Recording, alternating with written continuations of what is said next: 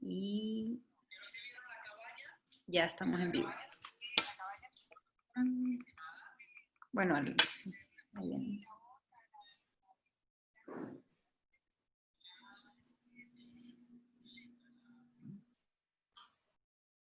Sí, tenemos un poco de gente, estaba preocupado.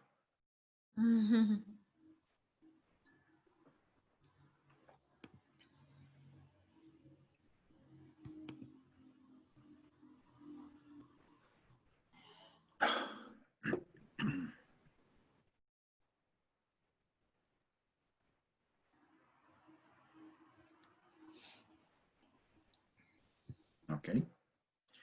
Son las 6:02. ¿Les parece si esperamos un minutito más por si acaso alguien más se nos una?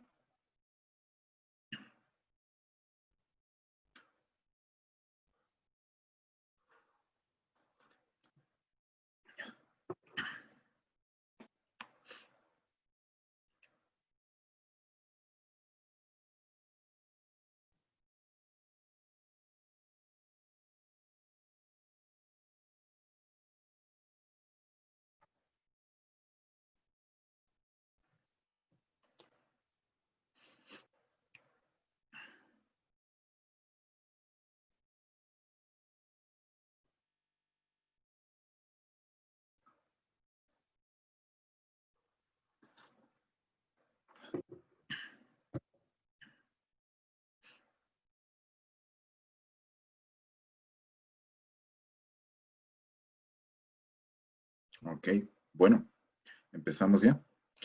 Buenas tardes con todos y todas. En esta tarde de clima cambiado, de sábado, les queremos dar las gracias por dedicar y dedicarse también un poco de tiempo para, digamos, revisar un tema que tal vez es importante y a veces no le ponemos toda la atención que quizá deberíamos, ¿no? En las circunstancias actuales es necesario que adultos, mujeres y hombres que tienen la responsabilidad de la crianza de niños, niñas y adolescentes manejen relaciones basadas en el respeto y la igualdad. Por ello, la cooperación técnica alemana implementada por la GIZ y su programa Prevención de Violencia contra las Mujeres, Previ Mujer, en coordinación con el Departamento de Consejería Estudiantil de la Unidad Educativa Sebastián de Benalcázar, hemos organizado este webinar denominado Cómo lograr relaciones respetuosas dentro del hogar, cuyo objetivo es dotar a padres, madres y cuidadores y cuidadoras de niños, niñas y adolescentes de herramientas prácticas que les permitan lograr relaciones respetuosas, no violentas dentro de sus hogares y que las mismas se fortalezcan a pesar de la difícil situación que pues actualmente estamos viviendo. Y tenemos el gusto, la alegría de contar con dos excelentes profesionales. Nos acompaña la psicóloga Amy Dubois. Amy es psicóloga clínica, especialista en psicopatología y salud mental, con experiencia y formación en Brasil y Argentina. Trabaja por superar la lógica manicomial y lograr espacios de tratamiento y vida en libertad. Es fundadora del programa Radialmente y directora de Huertomanías. Es consultora para organismos nacionales e internacionales para temas de salud mental, derechos humanos y género. Y desde Lima, Perú, nos está acompañando la abogada María del Carmen Panizo. María del Carmen, Mari Carmen, como le decimos en confianza, es asesora del Ministerio de Educación de Perú, exdirectora general contra violencia de género del Ministerio de la Mujer y Poblaciones Vulnerables en el Perú, asesora senior de la cooperación alemana en Perú, con amplia experiencia en el trabajo de prevención y orientación en el tratamiento de situaciones de violencia contra mujeres, niños, niñas y adolescentes. Les damos las gracias por compartir esta tarde con nuestra audiencia y les vamos a indicar la dinámica con la cual pues vamos a trabajar esta tarde-noche. Básicamente, pues lo que pretendemos es que esto sea una suerte de conversatorio. Vamos a tener varias preguntas detonantes de este conversatorio que vamos a ir formulando a nuestras panelistas, pero además les invitamos a que ustedes utilicen las herramientas que van a encontrar en la parte baja de su pantalla. La una es Q y A, o preguntas y respuestas, y la otra es el chat. Vamos a procurar solventar la mayor cantidad de preguntas posibles, ¿verdad? Intentaremos, de ser el caso, agrupar las preguntas y si no, pues al final intentaremos dar algunas recomendaciones generales. ¿De acuerdo? Eso es, entonces, nuevamente, bienvenidas, bienvenidos a este que es un espacio dedicado para ustedes. Y vamos a arrancar entonces con una primera pregunta que se la formulamos a nuestra psicóloga Amy Dubois, que básicamente dice, ¿cómo fortalecer la dinámica familiar para mejorar la convivencia? Por favor, Amy. Muchas gracias, Javier, y buenas tardes con todos y todas. Creo que es un espacio súper importante para poder pensar en estas cosas que a veces no tenemos tiempo para parar y reflexionar, ¿no? Y en este tiempo de la cuarentena hemos tenido mucho tiempo para estar juntos y pensar en cómo es esta dinámica familiar, de muchas maneras nos ha tomado de sorpresa.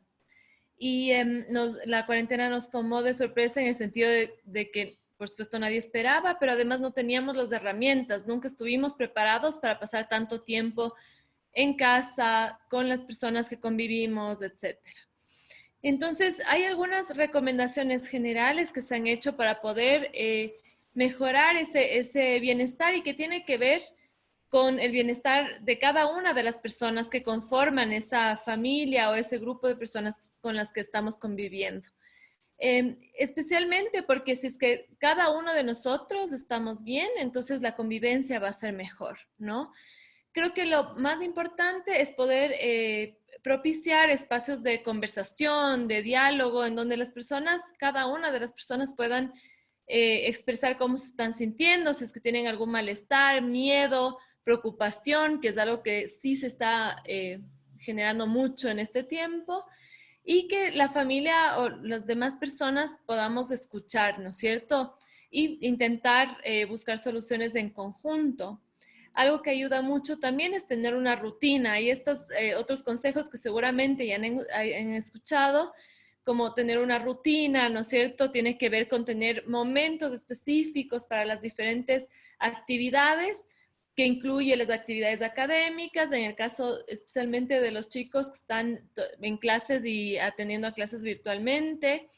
Eh, y además de eso también es exigente, ¿no? Después del tiempo de los deberes, pero entonces también debemos tener un tiempo en donde podamos compartir, ¿no? Que sea un tiempo más de diversión, de ocio, de distracción y de compartir también cómo nos estamos sintiendo.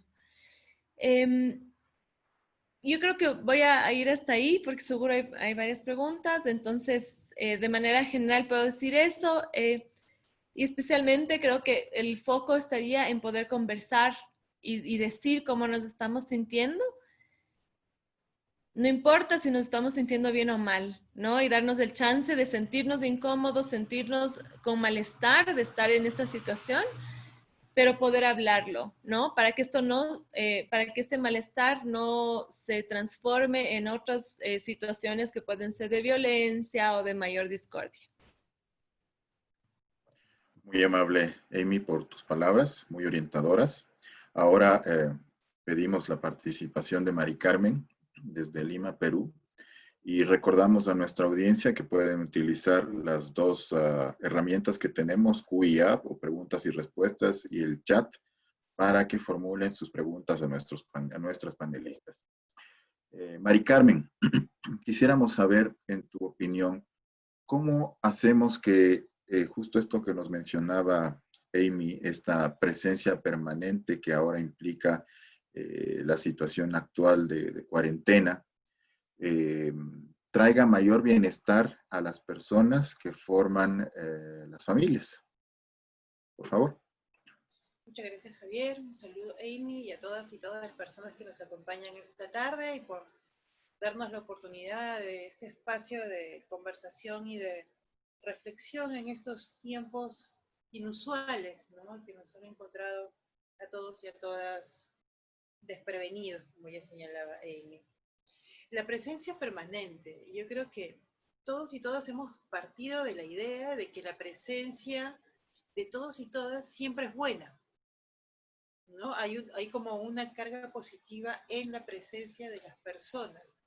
Sin embargo, después de todas estas semanas de convivencia, estamos muchos y muchas dándonos cuenta de que no necesariamente esto ocurre así.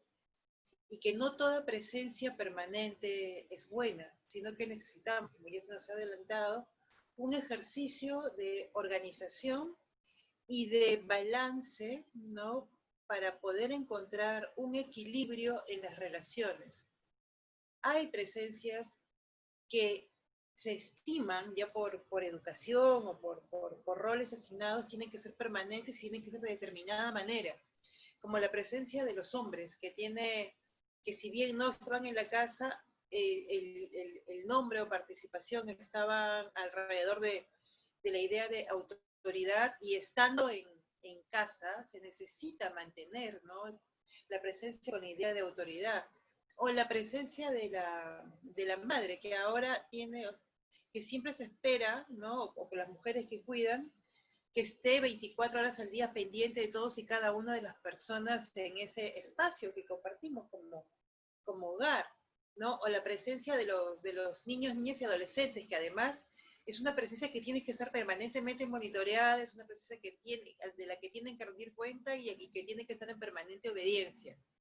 Nosotros nos hemos dado cuenta que estos parámetros que se esperan respecto a estas presencias, una vez compartimos espacios 24 horas al día, no son saludables per se, si es que todos y todas las 24 horas del día esperamos mantener estos roles, ¿no? Que se esperan de cada uno de nosotros, porque tenemos que darnos licencia para entender que no todas nosotros podemos mantener esa presencia todo el tiempo, y que tampoco las personas que comparten el espacio y el tiempo con nosotros necesitan o pueden gestionar esa presencia todo el tiempo. Entonces también tenemos que organizar para que esa presencia pueda ser una presencia dosificada y una presencia acorde a la necesidad de estos espacios. Todos y todas necesitamos lo que denominamos tiempo fuera, tiempo para nosotros, tiempo de soledad, tiempo para hacernos cargo de nosotros mismos y nuestros propios intereses.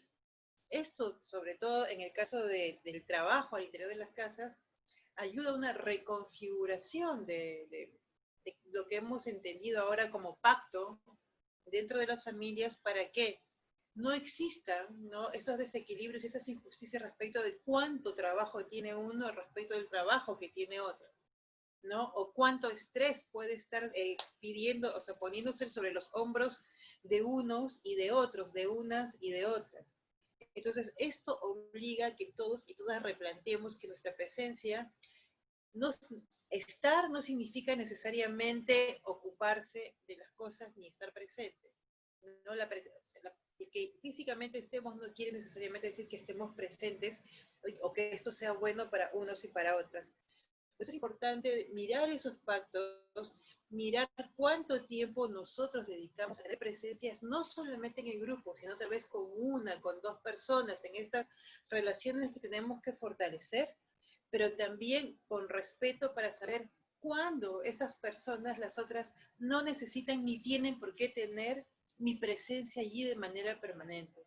Y esto es este nuevo pacto y este nuevo equilibrio que tenemos que empezar a construir para hacer que esta experiencia, ¿no?, de cuarentena así empiece, porque así empiece esto a relajarse un poco. Igual vamos a tener por delante mucho espacio de convivencia muy cercana y cuidadosa para los siguientes meses.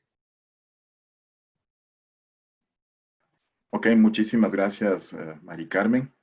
Nuevamente muy orientadoras tus palabras. Queremos informarles que tenemos pues ya las primeras preguntas, y justamente esta pregunta está dirigida a Amy, que es básicamente cómo lograr una comunicación asertiva dentro del hogar, que voy a unirle con la segunda pregunta, que nos dice justamente si hay muy poca comunicación, ¿cómo logramos tener entonces unión familiar e integración? Por favor, ahí.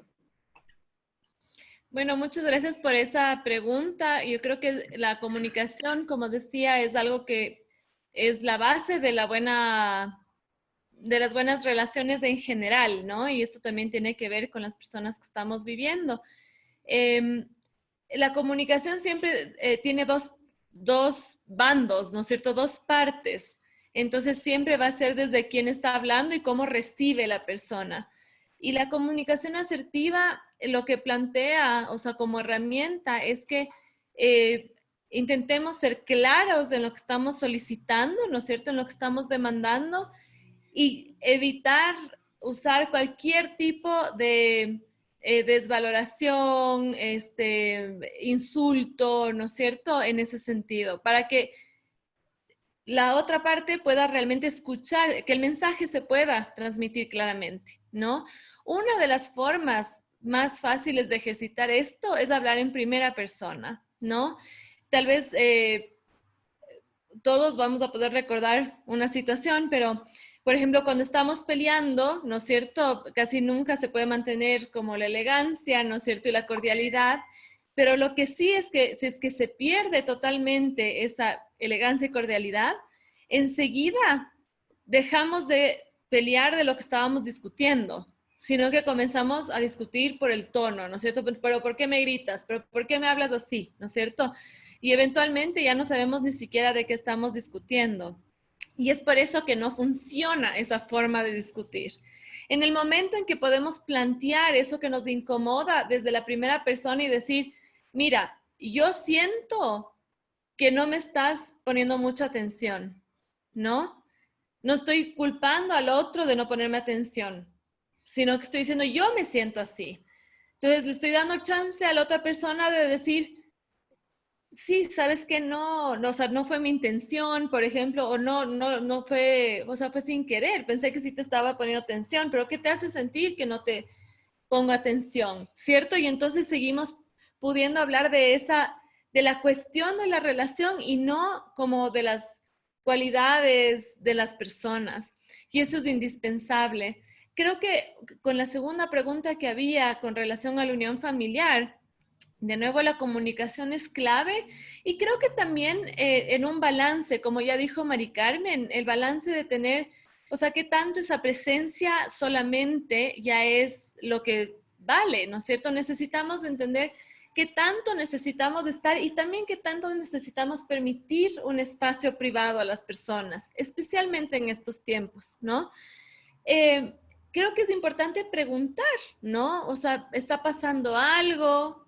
Hay diferentes maneras de hacer eso, se puede hacer de uno a uno, si es que hay un mejor vínculo entre algunos miembros de la familia, o convocar como una reunión familiar para discutir esto, ¿no? Y decir, esto sentimos que está pasando, alguien más se siente así, ¿no es cierto? Yo siento que no está funcionando mucho esto, algo pasa. Y a veces el no hacer esa pregunta porque nos pone a todos incómodos, eh, o sea, parece que fuera fácil hacer la pregunta y no es fácil, ¿no es cierto? Pero si no, todas las relaciones serían súper fáciles. Las relaciones son complejas.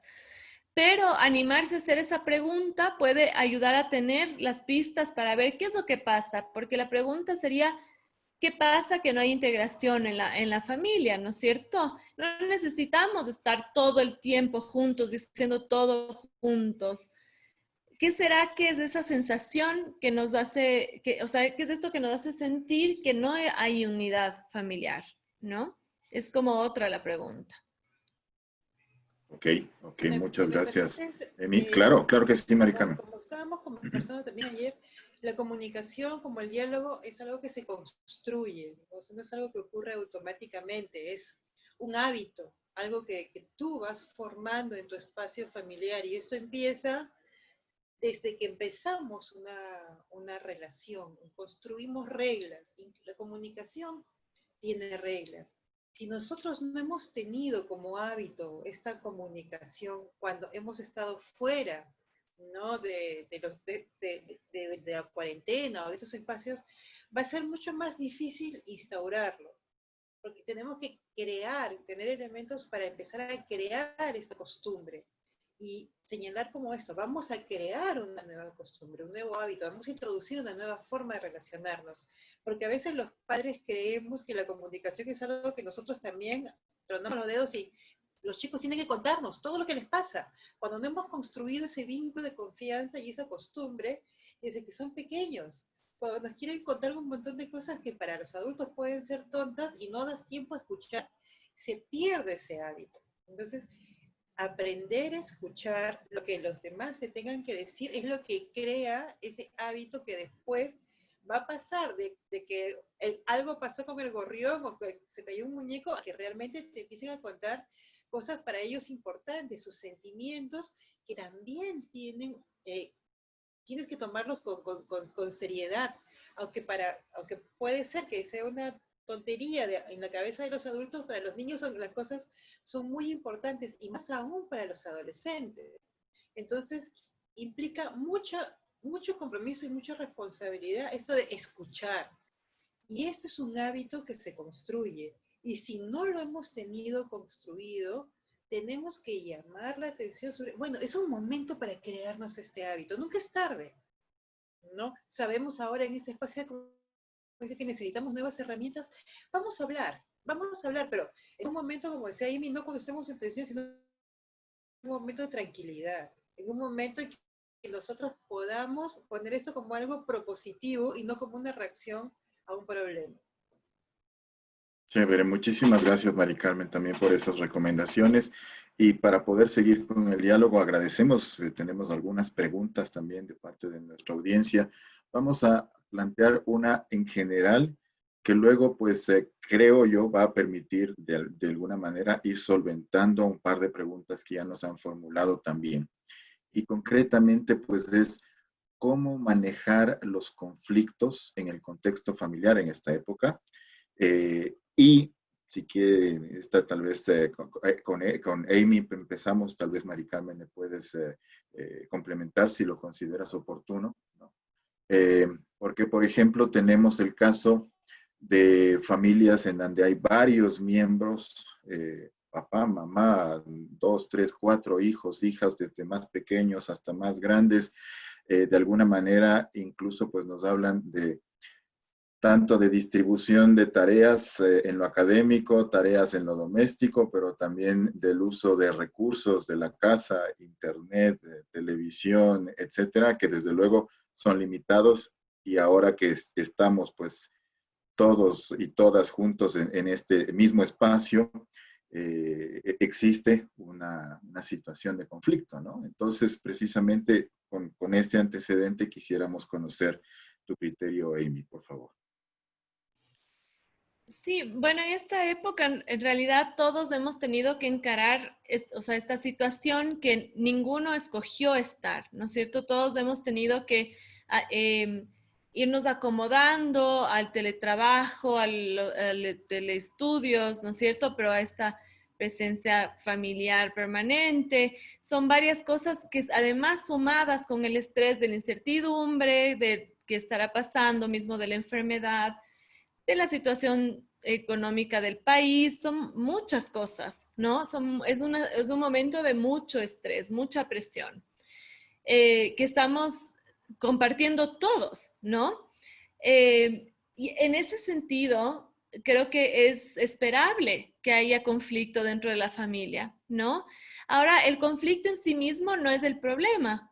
El conflicto no tiene por qué, o sea, no tenemos por qué evitar el conflicto, ¿no es cierto? Es importante el conflicto, muchas veces nos permite darnos cuenta que hay algo que nos incomoda y no sabíamos, ¿no? Y que entonces eso nos permite reajustarnos, reacomodarnos, aprender de esa relación.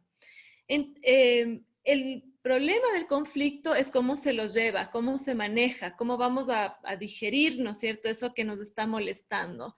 Y entonces volvemos de nuevo como a esta cosa de la comunicación.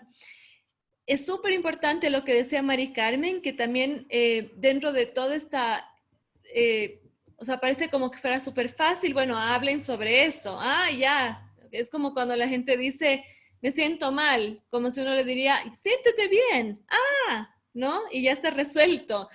Entonces, no es una solución mágica y mismo el intentar conversar puede causar conflictos, ¿no es cierto? En el momento en que nos enfrentamos a escuchar lo que los otros y otras tienen que decir, tenemos que también saber que vamos a escuchar cosas que quizás no vamos a estar muy conformes, ¿no? Que no nos van a gustar, que vayan a decir que algo que nosotros estamos haciendo no está bien, ¿cierto?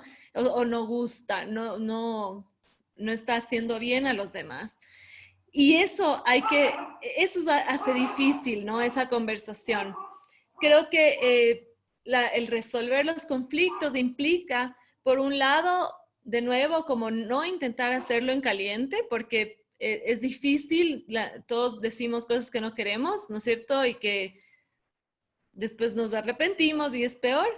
Entonces, intentar como esperar hasta poder hablarlo e intentar de nuevo, ¿no? Como decía Mari Carmen, es un ejercicio, realmente hay que ir practicando esto del diálogo y va a salir bien. O sea, lo bueno es que es como un músculo, si es que lo ejercitamos, se va a fortalecer. Entonces, podemos tal vez como ejercicio, en lugar de esperar a cuando haya el conflicto, comenzar a practicar esto del diálogo en el hogar, ¿no es cierto?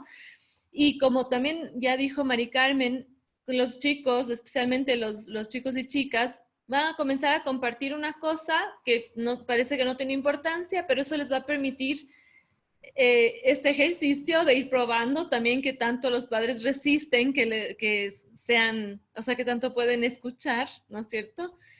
Y contar cosas más profundas. Esto pasa en pareja, pasa en relación padres de hijos, madres de hijos, hijas, pero quizás eso es algo bueno de hacer antes del conflicto. Podemos comenzar a ensayar, tener espacios de conversación, para después cuando hay el conflicto estamos un poco más ejercitados.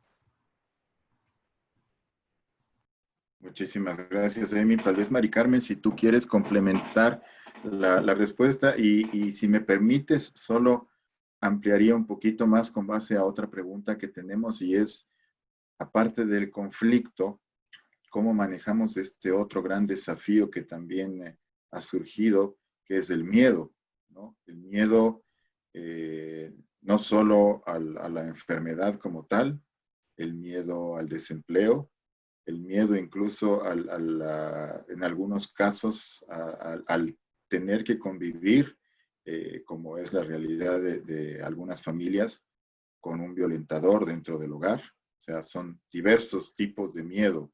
Frente a eso, pues también, como digo, si quieres con gusto, pues complementar lo que nos acaba de plantear Amy y tal vez complementar con este tema del miedo. Por favor, Mari Carmen. Gracias.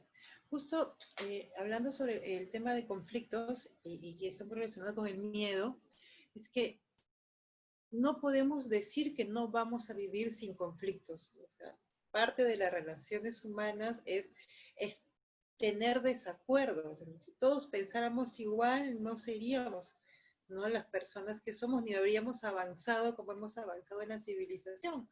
Justamente esta contradicción es lo que nos ha llevado a construir cosas en medio, ¿no? Entonces, el diálogo, la comunicación, la gestión de los conflictos hace que construyamos de manera innovadora y creativa soluciones para la mayoría y llegar a acuerdos respecto de qué puede solucionarse ahora para 2 o 3, mañana para 3 o 4, tal vez pasado para 1 o 2, porque no hay posibilidad de que podamos encontrar una solución que valga para todo el mundo. Y eso termina estresándonos además. Entonces tenemos que aprender también a ceder y aceptar.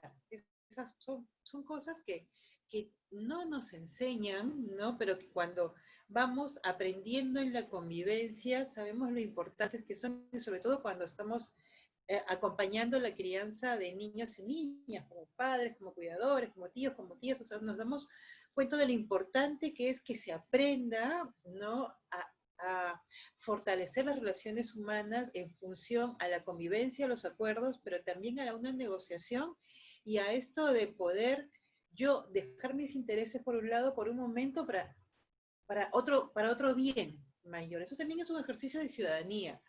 Hay espacios más grandes y hay espacios más pequeños donde ejercemos esto.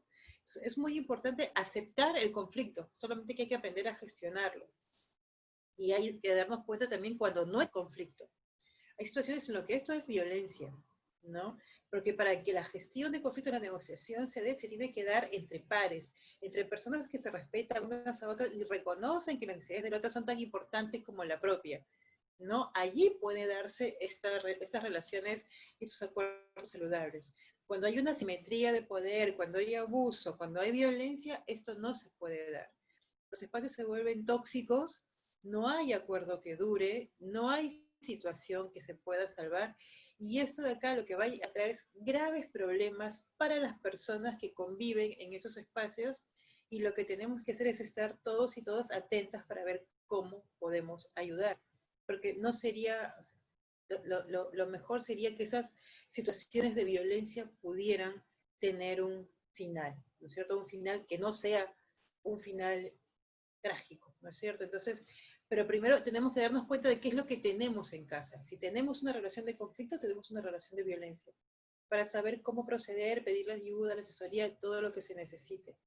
Y lo mismo pasa con el miedo. O sea, el miedo es un instrumento, ¿no? Es un sentimiento que tenemos los seres humanos desde siempre, ¿no? Desde que nos construimos, ¿no? Desde que somos homínidos, el miedo ha servido para que nos cuidemos, para poder huir de los miedos, de las amenazas, para poder detectar, ¿no? Cuando algo no estaba bien y para salir corriendo cuando teníamos que salir corriendo.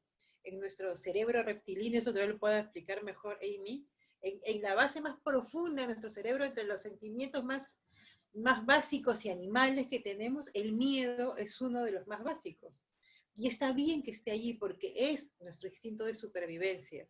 Pero también tenemos sobre el reptilíneo otra parte del cerebro, que es donde tenemos todo lo sofisticado que como seres humanos hemos creado, ¿no? Donde están los sentimientos, la música, los acuerdos, la negociación, donde está la ciencia, donde está el arte, donde está todo lo demás que se superpone a esto. Entonces, nosotros y nosotras tenemos que reconocer este miedo que nos ayuda a identificar una amenaza del otro miedo, que es el miedo que se construye culturalmente como instrumento de manejo, ¿no? Hay miedos que se instrumentalizan, que se crean, ¿no? Hay miedos que son parte de, como de pánicos colectivos, ¿no es cierto? Entonces, tenemos que hacernos preguntas de ante qué miedo estamos. Y si estos miedos hay alguna forma de gestionarlos. Y si lo que produce el miedo es algo que no puedo manejar, entonces, ¿cómo puedo hacer para convivir con esta situación de miedo? No, o sea, el miedo no es algo que vayamos a eliminar, pero es algo que tenemos que aprender a gestionar para que nos deje vivir, para poder decirle, mira, miedo, yo sé que estás ahí, que me estás advirtiendo de algo, pero yo tengo que hacer algo para gestionarte, voy a tomar precauciones, voy a hacer esto de acá y voy a hacer esto de acá, porque voy a controlar sobre aquello de lo que tú me estás advirtiendo. O sea, el miedo paralizante es lo que nos puede llevar a una situación dramática, ¿no? Pero el miedo también está para advertirnos y nos ayuda, nos obliga a tomar medidas. Ahora, no todos y no todas las personas podemos tomar esto tan fríamente y decir, yo lo voy a manejar, yo lo voy a controlar, y necesitamos ayuda y apoyo, y para eso tenemos muchísimos, afortunadamente, profesionales de la salud que nos puedan decir cómo podemos gestionar más y mejor el miedo, porque habemos personas que hemos convivido con el miedo más tiempo y lo reconocemos, pero hay gente que nunca ha tenido miedo, que no sabe lo que es la inseguridad, y entonces es mucho más difícil de manejar. Yo vengo de una sociedad que ha tenido 20 años de guerra interna, entonces tengo algo de experiencia con el miedo. Sé, lo reconozco, no físicamente sé cuando estoy teniendo miedo, pero tal vez hay grupos humanos que no lo hayan pasado por eso. No, gente que no sabe lo que es el miedo, que ha vivido, tal vez las generaciones más jóvenes no lo viven como lo vivió mi generación. Entonces hay que hablar sobre el miedo, ¿no? Y eso también es un espacio en el que todos y todas tenemos que construir y aprender. Escuchar a los abuelos. Ellos también han tenido hambruna, ellos también han sufrido epidemias. ¿no? Saber que esto es una cosa que no es la primera vez que pasa, ¿no? Entonces, darnos la oportunidad de aprender un poco más de nuestra historia, de la gestión de estas situaciones de inseguridad y también el miedo y cómo unos u otros podemos instrumentalizarlo, Muchísimas gestionarlo, gracias, Mari Carmen. manejarlo. Muchísimas gracias, Mari Carmen, por esas expresiones que sobre todo nos siguen planteando desafíos como padres, madres, cuidadores, cuidadoras. Sin duda un papel hermoso. Hay que abrazar este papel, creo yo. Yo también soy padre y me siento muy a gusto con esa función. Pero pues como nos damos cuenta frente a esta realidad, frente a estas nuevas realidades que estamos viviendo, han habido sin duda aspectos en nuestras vidas sobre los que no hemos podido o no hemos puesto el suficiente eh, ojo en cuanto justamente a saber que tal vez no son aspectos necesariamente negativos per se, estamos hablando del miedo, el conflicto, sino que son aspectos que tenemos justamente que aprender a manejarlos, ¿verdad? Y precisamente la idea de este tipo de encuentros es que podamos tener herramientas prácticas para que podamos de alguna manera, en la medida de lo posible, manejarlos. Como bien lo dijo Mari Carmen, existen profesionales de la salud, como Amy, por ejemplo, que gustosamente, si es que es del caso, pues podrán dar una asesoría, una terapia adecuada para tratar problemas que puedan ser más profundos. ¿De acuerdo? Quisiéramos avanzar, hemos seguido recibiendo las preguntas en esta herramienta de preguntas y respuestas y en el chat. Nos dicen por acá, tal vez Amy, si eres tan gentil y nos ayudas a contestar, en un hogar disfuncional donde solo existe madre e hija, ¿cómo se puede manejar la comunicación? Por favor. Muchas gracias por esa pregunta. Creo que nos invita a tener una gran reflexión en realidad sobre qué será un hogar disfuncional, ¿no? Creo que si pusiéramos en evaluación a todos los hogares, todos somos disfuncionales, ¿no? Y ahora hay muchas formas de constitución de esas familias, digamos, o de grupos que escogemos vivir, que muchas veces ni siquiera tienen que ver con esta convención, ¿no es cierto?, civil, sea matrimonio, sea son formas nuevas de constituir relaciones y espacios en donde las personas deciden estar juntos por los afectos y por el cariño y el cuidado, ¿no? Y en ese sentido, quisiera decir que el hecho de estar solo una madre y una hija como parte, como la familia, el hogar, constituyendo el hogar, en sí mismo no lo hace disfuncional, ¿no? Es otra forma de convivencia y lo que habría que preguntar más bien es por qué se siente que es disfuncional, ¿no es cierto? ¿Qué es lo que hace sentir a esta familia? ¿No es cierto que hay alguna disfunción? Probablemente pueda ser, se me ocurre, la relación madre-hija muchas veces es compleja, ¿no? Las relaciones humanas son complejas, pero las de madre-hija muchas veces están atravesadas por otras cosas.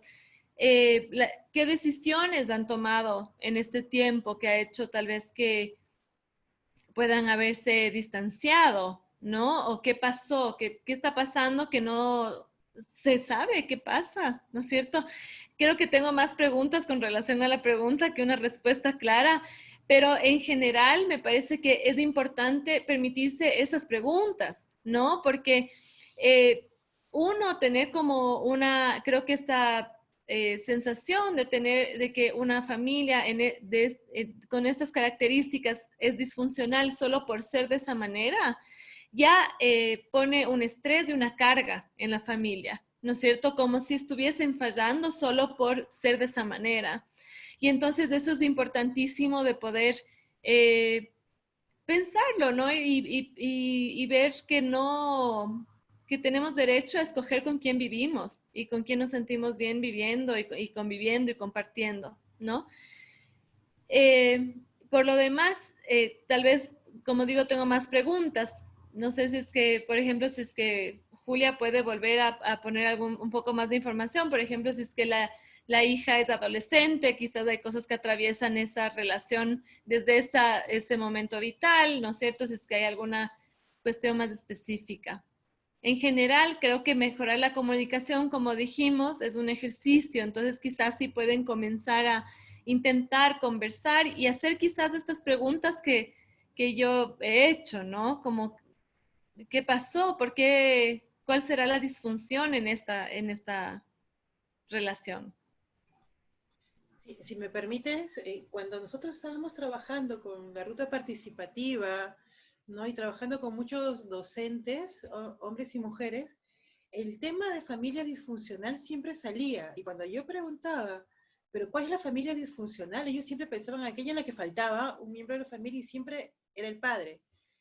Pero no pensaban como disfuncional una familia en la que el hombre ejerciera violencia sobre las mujeres, o sobre los hijos, o donde los hijos fueran violentados. Eso era perfecto, porque estaba el papá, la mamá y los hijitos. Entonces el problema no está, no en el nombre, el problema está en lo que está pasando dentro de esos hogares, porque lo importante son las personas. Entonces, aquí nosotros tenemos que también que cambiar nuestro chip. Un hogar funcional es el que funciona, donde la gente se ama, se quiere, se cuida, es responsable las unas por las otras y avanza. No importa quiénes están adentro. Y un hogar donde haya violencia, donde haya maltrato, donde haya falta de respeto, siempre será un hogar disfuncional. Así sea el cuadrito perfecto que se usa en las actuaciones del colegio. Y ese es el papá, mamá, los hijitos y el perro. Eso es un hogar disfuncional. Lo que pasa es que tenemos que cambiar esta forma de pensar porque en los hogares donde solo hay una mamá y una hija, o una mamá y un hijo, o la abuela y los nietos y tal vez una tía, piensan que están incompletos, piensan que solamente, o sea, que son desdichados, aunque estén cuidándose y tengan todo lo que necesitan, tienen esta sensación de que algo les falta. Y la tensión por completarlo es lo que genera muchas más situaciones de exposición al peligro, en lugar de valorar lo que tenemos adentro. Entonces también todos y todas tenemos que empezar a quitar esas etiquetas de nuestra cabeza, ¿no? Porque son solo eso, etiquetas, y ponernos a mirar a lo que realmente importa, que son a las personas adentro de este grupo y los vínculos que se están formando alrededor, ¿no? Y qué tanto se quiere, se cuida y se respeta. Perfecto, gracias Maricane por complementar. Y tal vez para que las y nuestra audiencia conozcan como referencia en el caso precisamente de Perú, que es el censo más reciente que tenemos en la región, si no estoy mal, en el 2017. Solamente 1 de cada 4 hogares era este que le podríamos llamar el hogar completo, ¿no? Figura mamá, papá e hijos o hijas. El resto, la mayoría, la gran mayoría, estaban conformados por la madre como cabeza de familia y obviamente hijos o hijas, y de ahí pues tenían enorme variedad, abuelitos, abuelitas, tíos, tías, el vecino, qué sé yo, ¿no? Porque justamente, y claro, no es motivo de este encuentro, pero sería importante entonces también, como decía Mari Carmen, ¿a qué llamamos entonces familia funcional? ¿No será aquel espacio en el que nos queremos, nos cuidamos, nos respetamos, buscamos que se satisfagan esas necesidades, no solamente materiales, sino también afectivas y de dignidad que tenemos como seres humanos? Pero bueno, vamos avanzando, simplemente también recordándoles que tenemos este espacio de Q&A en la parte baja de sus pantallas, ¿no? Q&A o preguntas y respuestas y en el chat. Y a ver, antes de contestar esta pregunta que nos ha surgido, si quisiéramos, para no perder el hilo, preguntarle precisamente a Mari Carmen, luego vamos con Amy. ¿Qué hacemos entonces en casos de violencia intrafamiliar? ¿Cuáles pueden ser las recomendaciones? Por favor, Marica. Tu micrófono, tu micrófono. Es muy importante, antes que nada, si nosotros sabemos o conocemos de situaciones de violencia, ¿no? Dentro de las familias, no juzgar, ¿no? No tener preconceptos o hacernos ideas de por qué está pasando esto, porque no sabemos cuál es la historia que hay detrás de esa situación de violencia. Y además porque por lo general lo que se hace es culpar o poner sobre las mujeres la responsabilidad de la violencia que sufren, ya sea porque la aceptan, ya sea porque se dice que la aceptan, porque se dice que no se van, porque se dice que les gusta, porque hay toda una afectación respecto de la figura de las mujeres que suelen ser mayoritariamente las víctimas de violencia, ¿no? Y hay una despreocupación porque se dice, bueno, ella encontrará la manera de salir de la violencia, cuando en realidad tiene que haber un interés colectivo, ¿no? Comunitario, de cuidado y de vigilancia para que nosotros podamos activar todas las redes que haya a disposición para poder poner a estas personas, a la mujer, a los niños y niñas, si es que hay niños y niñas, adolescentes, personas alrededor, en una situación de seguridad.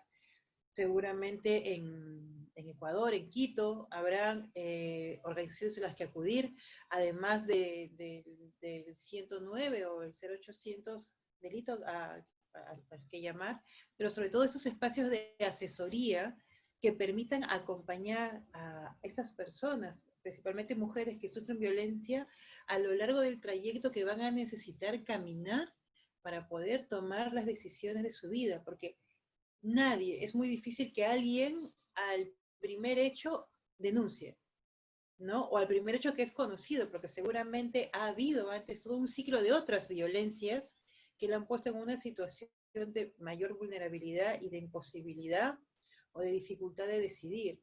Entonces, lo primero es no juzgar, ¿no? Nosotros no asumir cosas, buscar la ayuda que podamos brindar y sobre todo que sea una ayuda o asesoría que permita a estas mujeres poder tomar sus decisiones, estar acompañadas.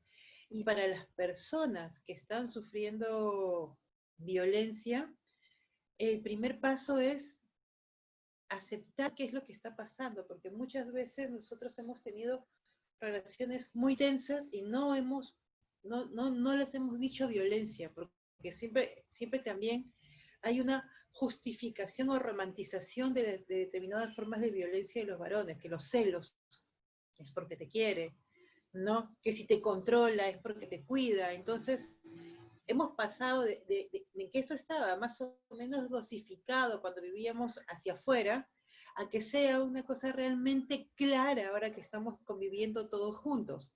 Y lo que antes era algo que podamos circular, ¿no? Que podríamos evitar, ahora se convierte en un elefante gigante en el centro de la sala, ¿no? Y es una situación que tenemos que aprender a identificar y aceptar para poder decidir después qué podemos hacer respecto de ella, para pedir ayuda, para pedir orientación y para empezar a tomar decisiones.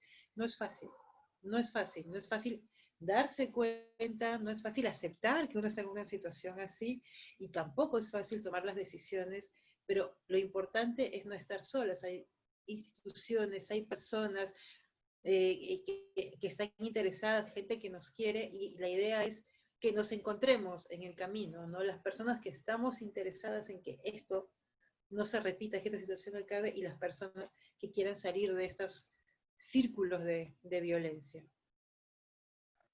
Muchísimas gracias, Mari Carmen. Y antes de darle la palabra a Amy, recordarles en el caso de Ecuador, es los teléfonos del 911-911, el teléfono de urgencias, de emergencias, o también a la línea 1-800 delito, opción 4. Además, hemos colocado en el chat nuestra dirección de Facebook de nuestra campaña permanente Mujeres sin Violencia, Así Gana Ecuador, en donde pueden encontrar información sobre instituciones que pueden brindarles diversas opciones de apoyo legal, médico, psicológico, etc. Quisiéramos ahora darle el paso a Amy para pues poder complementar también esta pregunta. Entonces, frente a esta situación de una potencial violencia dentro del hogar, violencia que puede ser, pues, como nos decía Mari Carmen, principalmente hacia mujeres, pero también hacia niñas, niños, adolescentes. Quisiéramos conocer cuáles pueden ser tus recomendaciones, por favor. Sí, bueno, hasta ahora habíamos venido hablando de conflictos y complicaciones que pueden haber en las relaciones, que en realidad pueden ser esperables, manejables, ¿no es cierto? Ya cuando hablamos de violencia, en realidad estamos hablando del uso intencional de la fuerza y que puede ser física, psicológica, sexual, hay diferentes tipos de violencia, pero que es una amenaza que sea una amenaza, o sea, ya el acto real, ¿no es cierto? La imposición real de esta fuerza son denunciables, ¿no es cierto? O sea, ya tiene que pedirse ayuda. Como bien dijo Mari Carmen, no es fácil pedir ayuda y no es fácil por varias razones, ¿no? Muchas veces no se entiende, especialmente cuando la violencia es dentro de la familia. Hay tantos vínculos, o sea, tantos afectos que se atraviesan que es difícil entender que eso pueda ser violencia, ¿no es cierto? Si es que alguien que me quiere tanto y me dice querer tanto, ¿cómo puede ser que esto haga para hacerme daño? ¿No? Es difícil de procesar. Entonces, llegar a una denuncia puede tomar tiempo, pero creo que siempre es importante saber que no es necesario estar solas en estas circunstancias, ¿no? Lo más importante es poder mantenerse en contacto, ¿no? Una de las cosas que suele pasar es ese aislamiento y ahora en cuarentena, como decía también Mari Carmen, estos eh, mecanismos, ¿no es cierto?, de violencia solo se han agudizado. Entonces, de violencia, de control. Entonces, poder saber que hay alguien, saber que una persona se pueda comunicar y saber que se pueda decir cómo se está sintiendo, ¿no es cierto? Y medio dar como, tener como ese cable a tierra con alguna persona puede ser importante. Quienes podamos escuchar o conocer de que haya violencia en la familia, es importante poder escuchar, ¿no es cierto? Y poder ver qué es lo que esta persona quiere hacer, porque también empujar a las personas a procesos de denuncia puede hasta costarles la vida, ¿no? Es súper peligroso y es necesario que se haga de una forma muy consensuada con la persona, ¿no? Entonces, lo más importante para los demás como comunidad es poder escuchar, estar, preocuparnos, cuidarnos entre nosotros y nosotras para que podamos ser un recurso en el caso de que haya este tipo de situación. Y lo otro, saber que hay muchas líneas, especialmente ahora en la cuarentena, se han activado muchas redes y muchas líneas de apoyo en crisis y que también se pueden llamar en caso de que haya algún tipo de violencia sexual o psicológica o física y que pueden ser activados que no necesariamente requieren una denuncia, ¿no? Si es que alguien siente que necesita un apoyo emocional en ese momento o mismo no sabe que está viviendo violencia, pero sabe que algo está pasando, no se siente bien, es importante no hacerlo solas, ¿no? O sea, pueden llamar, hay muchas redes de atención que son gratuitos y que pueden hacer una sola intervención, incluso se mantiene mucho el anonimato si es necesario, pero pedir ayuda es súper importante. Muchísimas gracias, Amy, también por esos criterios, esos consejos. Recordemos a nuestra audiencia que la violencia,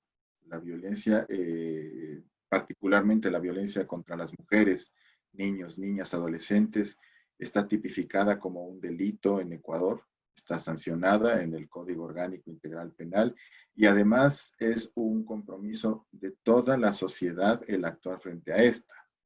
Y podemos reaccionar, como decía Amy, sí, cuidándonos entre todos y todas, con acciones tan simples como, por ejemplo, si escuchamos una situación de violencia en el departamento del vecino, ¿no?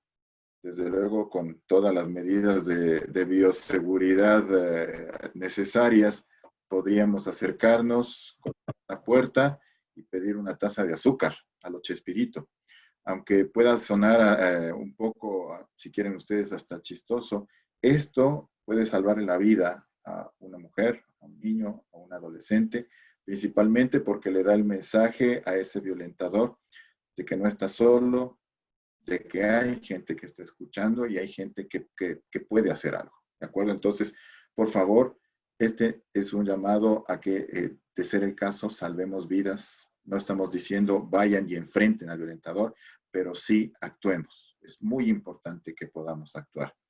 Muy bien, para ir cerrando, ¿sí? Tenemos un par de preguntas más y para no salirnos de este tema de la violencia, Mari Carmen, nos están planteando la pregunta de cómo evitar que niños, niñas que vivieron situaciones de violencia, pues precisamente en su niñez, se conviertan en hombres o mujeres violentos. ¿Qué se puede hacer? Muchas gracias por la pregunta. Justo estaba viendo y quería contestarla porque nosotros no podemos imaginar que haber sido parte de un entorno violento es una condena. No, todo lo contrario. Lo que tienen estos niños y niñas es una experiencia adicional. Y afortunadamente nosotros en Perú hemos trabajado con un programa presupuestal orientado a resultados para reducir la violencia contra las mujeres, que nos permitió ver a nivel mundial las evidencias de lo que funcionaba para prevenir y para reducir la violencia contra las mujeres. Y en realidad para los casos de niños y niñas que habían atestiguado violencia en sus hogares, no la probabilidad de que estos se convirtieran en agresores o agredidas en el futuro estaba muy atravesada por lo que se hacía en los colegios respecto de hablar del tema. O sea, que no se normalice, que esa situación no se normalice, que esa situación no se normalice, ¿no? Que sea reflexionada, que sea trabajada. Eso es súper importante. También vimos cómo se trabajaba en escuelas, también con programas de salud mental. O sea, hay muchísimas cosas que se pueden hacer. Pero el hecho de que un niño, niña o adolescente haya vivido o haya atestiguado situaciones de violencia, no aumenta la probabilidad, pero eso no es una profecía ni una condena. Aumenta la probabilidad y lo que hace es que nosotros como sociedad tenemos que hacer cosas para que esa probabilidad se reduzca y no nos lleve a continuar repitiendo los moldes y los patrones. Entonces nos llama a una mayor responsabilidad a nosotros que somos el entorno, pero no hace que estos niños y niñas sean ahorita, los podamos tratar como potenciales agresores o agredidas, porque tenemos que hacer nosotros cosas para que eso no pase. Y ya tenemos evidencia de las cosas que funcionan.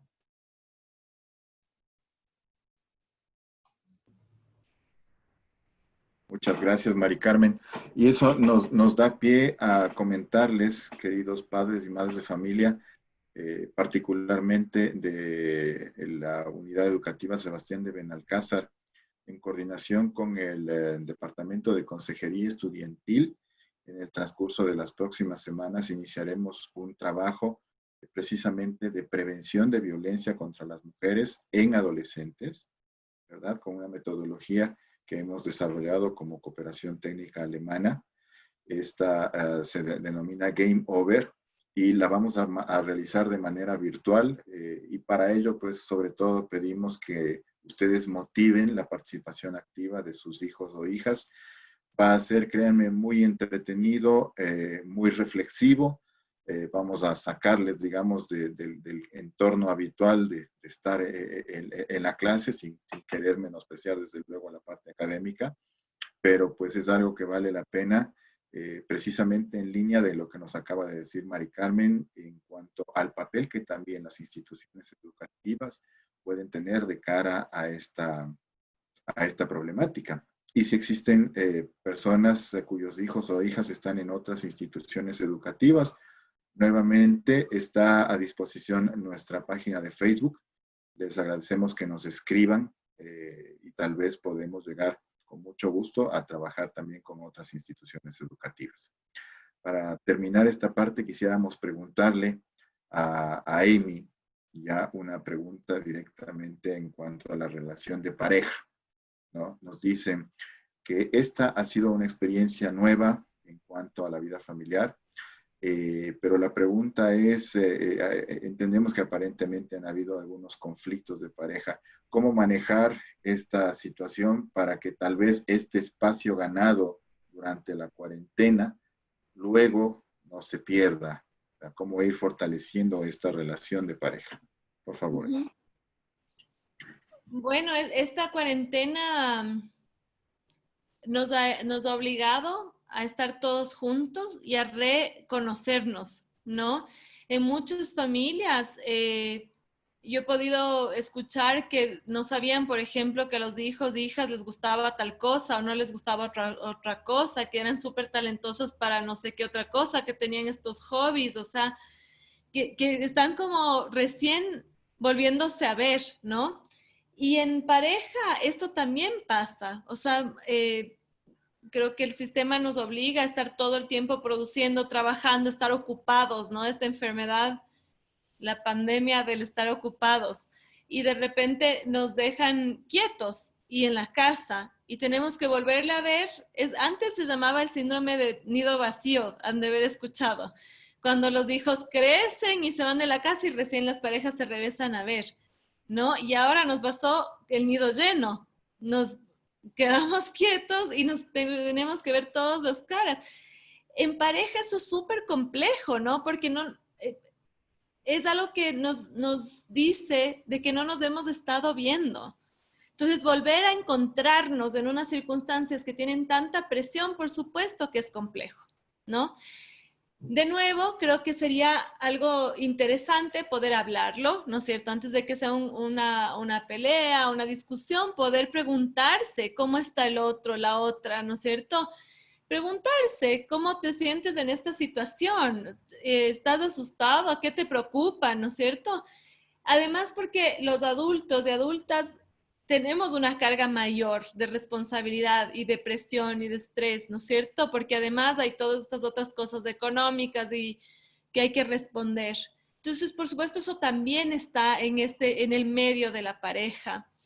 Algo que yo podría también recomendar es que dentro de esta misma rutina que se tenga en el hogar, así como se debe dedicar un tiempo para sí mismos, individualmente, para los hijos, para divertirse y compartir, que también debería ser para la pareja, ¿no? Que puedan tener un tiempo dentro de lo que se pueda, ¿no es cierto? Porque también creo que algo que se ha visto muy afectado en esta época de pandemia es el tema de la intimidad en pareja, pero dentro de lo que se puedan más bien dar espacios para compartir y también estar conscientes, aprovechando que dije esto de lo de la intimidad, que es normal que haya cambios, ¿no? En la relación de pareja. Todas las relaciones se han visto con esta invitación a cambiar, porque no sé si necesariamente hemos cambiado, pero hay esta oportunidad de cambiar y de aprender y de reconocernos que podemos tomar y dentro de eso también es tenernos paciencia, saber que el otro, la otra también está bajo mucha presión y querernos mucho, ¿no? O sea, saber que quizás todavía estamos en la misma casa, ojalá, ¿no es cierto?, dentro de las mejores condiciones, estamos por voluntad todavía y por querernos y porque hay todavía propósitos en conjunto, proyectos que compartimos. Quizás recordar eso puede ayudar también como a reparar y recomenzar de alguna forma, reanimar la relación de pareja. No necesariamente estar siendo mamá, papá o mamá, mamá, papá, papá en una casa nos hace pareja, es diferente. O estar conviviendo en la misma casa no nos hace pareja. Entonces también plantear esa parte más afectiva, ¿no es cierto?, íntima, que se necesita también. Muchas gracias, Amy, por esas recomendaciones. Quisiéramos, pues, por respeto a la audiencia, y dado que habíamos acordado que esta intervención duraría 1 hora, ¿no? Pues vamos a ir cerrando. Agradecemos, nos están saludando desde Babahoyo, en la provincia de Los Ríos, ¿no? Para nuestra compañera que ha participado desde la provincia de Los Ríos, les recomendamos visitar nuestra página de Facebook, en donde puede encontrar información específica de organizaciones que brindan apoyo en casos de violencia directamente, si no es en la ciudad de Babahoyo, pues a nivel de la provincia, ¿de acuerdo?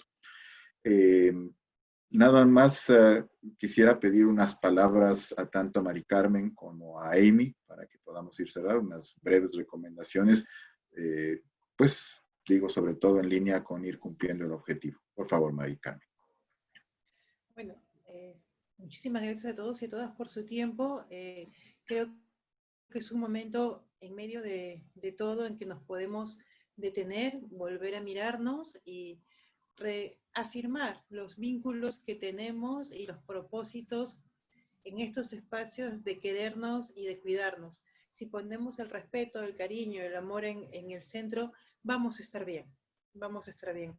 Para todo lo demás podemos pedir la ayuda que sea necesaria, ¿no? Pero pongamos en el centro el respeto, ¿no? El cariño, ¿no? El amor, todo aquello que genera estos vínculos que hemos construido en estos espacios de las múltiples familias que tenemos. Muchas gracias, Mari Carmen. Amy, por favor.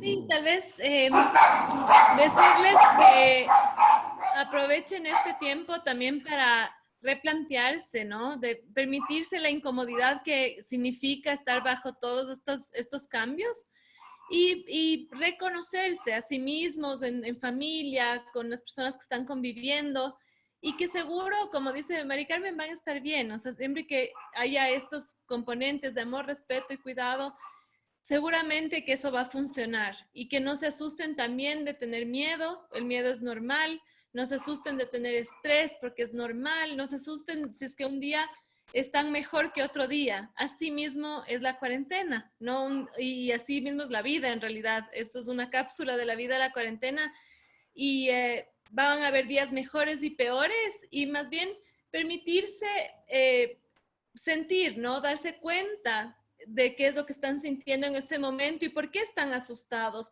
qué es lo que ese día les causó más estrés, ¿no?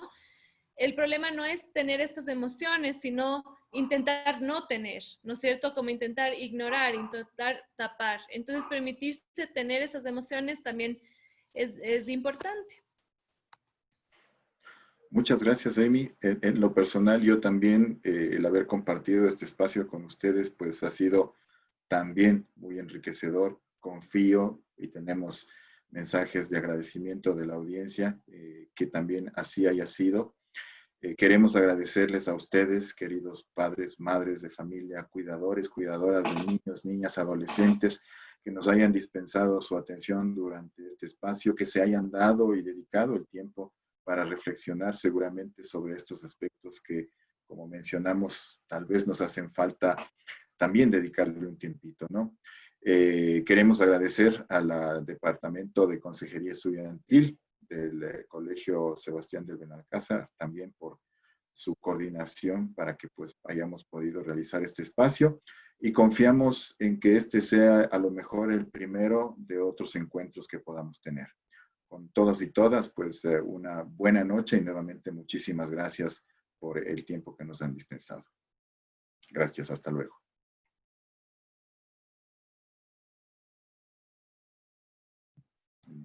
Veamos, sí.